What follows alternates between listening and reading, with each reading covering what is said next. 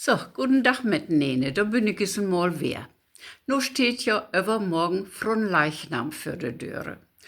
Und da wollte ich uns vertellen, wo ich früher als Kind Fronleichnam belebt habe, vor allen Dingen die Processione. Fronleichnam vorher, das wurde ganz aufwendig viert.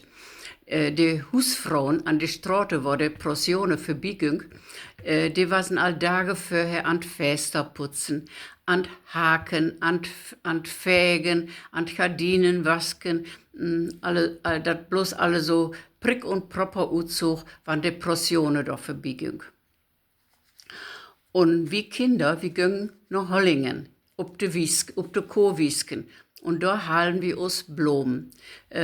Gelbe Butterblumen auf witte Margeriten und rote Pinksterblumen und blaue Kornblumen und alles, was da so was. Und die Norbers, wenn irgend Gordon haben, die stüren da auch noch ein Bettchen was to. Vielleicht Rosen, auf Georginen, auf Gladiolen, auf irgend so was sie in Gordon hatten. Und davon lagen wie dann feine und schönen Blumenteppich. Und unter den Blumenteppich, da hatten wir erst Sandlech, damit die Blumenköpfe guten Holt hatten. Und wir lagen da christliche Motive drauf. Das war dann vielleicht ute gelben Butterblumen, ne Kelch und ute witten Margeriten, dann eine Hostie da drüber und dann noch von Blumenstängels noch so Strahlen da dran und dann vielleicht noch ein Grüß noch drüber an andere Stelle und noch, was war's da noch, ja, und dann JHS, Jesus Heiland Seligmacher, sehen wir früher, und vielleicht auch noch das Pax Christi Theken, das ist ja das große P mit das X vorne für.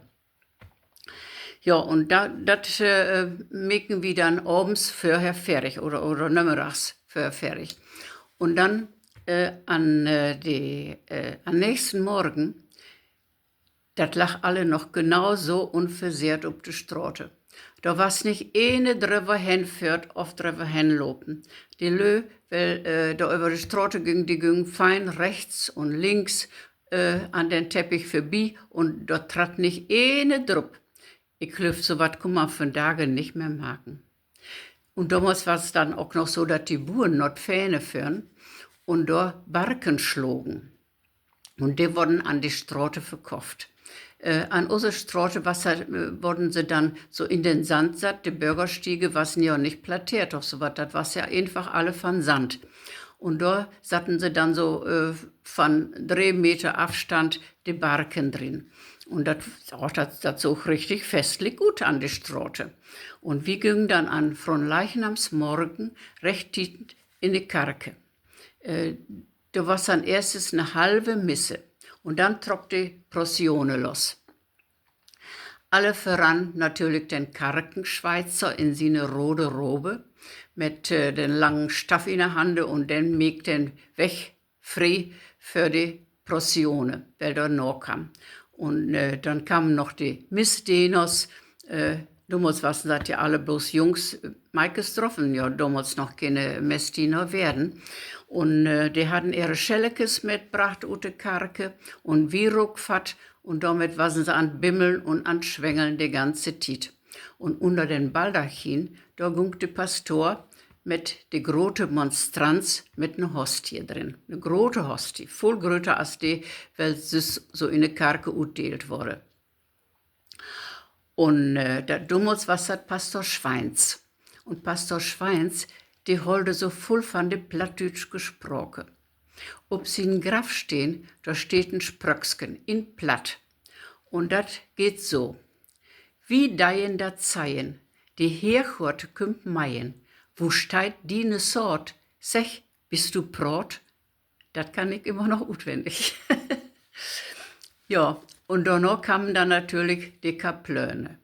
Und wir hatten damals an der Karke voll Kaplöne.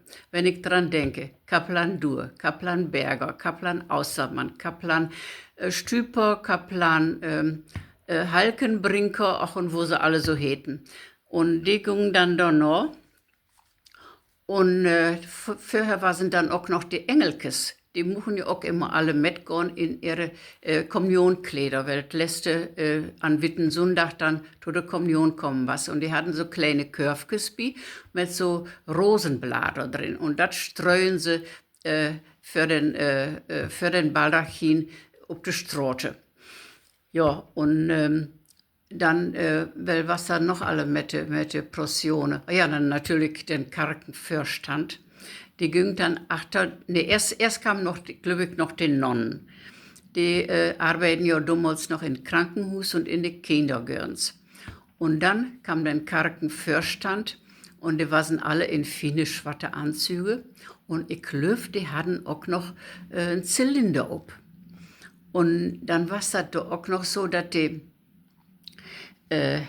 was dann noch, oh ja, natürlich die Feuerwehrkapelle, die spölen da natürlich mit ihren Flöten und Posaunen und die gaben dann den Ton an für die Lederwälder sungen wurden. Es ging keine Procession zu Ende, wo nicht deinem Heiland, deinem Lehrer gesungen wurde, auch kommt her ihr Kreaturen all und dann, O Maria, hilf uns all hier in diesem Jammertal. Von da 60er Erdental. Aber damals hätten das noch hier in diesem Jammertal. Ja, und dann ging dann noch, oder die ganzen Jugendgruppen gingen noch mit ihren Banners und die Jungfrauenkongregation und die Männersodalität und den Mütterverein und dann natürlich auch die Schulklassen und die Lehrpersonen damals, die gingen alle mit ihrer eigenen Klasse in die Processionen mit. Ich glaube, das tun sie von da auch nicht mehr. Wegen hat ja auch die Lehrpersonen gar nicht mehr an den Ort wohnen, wo die Schule war. Und was war's dann? Ja, und dann kamen natürlich noch die Frolö und die Maßlö und auch ja sicher noch so etliche Karkenchor natürlich noch. Auch ich habe bestimmt noch was vergessen, aber das merke ich auch nichts. Auf jeden Fall, wenn man dann lostrock, mindestens an jede tinte Hus, da hatten sie so einen kleinen Husaltürken aufgebaut. Da hatten sie dann so einen kleinen Disken für die Döre satt, für die Hustür satt, mit einer fein gestärkte Tischdecke drup und mit einer Figur, was sie so an Huse hatten, vielleicht noch das heiligste Herz Jesu, auf eine Mutter Gottes Figur, auf ein schön Bild, vielleicht von der immerwährende Hölpe, auf sowas. Und dann hatten sie da noch 2 brannende Karsen bisat und noch eine Blumenstruck und unten lag dann oft noch eine kleinen Teppich dafür und da stehen dann auch noch eine Blumenpott, weil sie vielleicht von der Fensterbank in Wohnstrom genommen haben. Auf jeden Fall, so, ja, das war ganz voll. Und das sieht man ja von Tage gar nicht mehr. Und das finde ich so schade, wenn bei uns an Huse die Fronleichnamsprocessionen verbiegen, wie meken noch werden Alttürken. Ganz bestimmt. Und es gab natürlich auch große Altöre. Das war dann so von den Norbershop, weil da drumherum wurde der dann fertig gemacht. Und die waren so aufwendig gemacht, nicht bloß mit kleinen Karsenständerküsse auf sowas, nee, richtige große Kandelaber und große Decken mit Spitze dran und große Teppiche und ach, das war so ein richtig große Altöre. Und da wurde dann Holtmarkt und dann wurde dort ein Evangelium verlesen. Und dann singt dann den Karkenchor meistens da noch eine Motette auf irgendein anderes Lied. Und dann wurde dann Sägen geben und dann ging das wieder.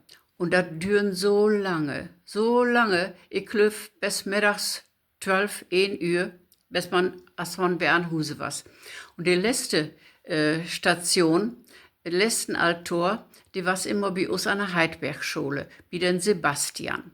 Und von dort kann man nicht nach Hause gehen, ne, das gafft nicht. Da muss man erst noch wer mit in die Karke, wegen hat man ja dann den zweiten Teil, den Enddeel von der Misse noch mit führen muss.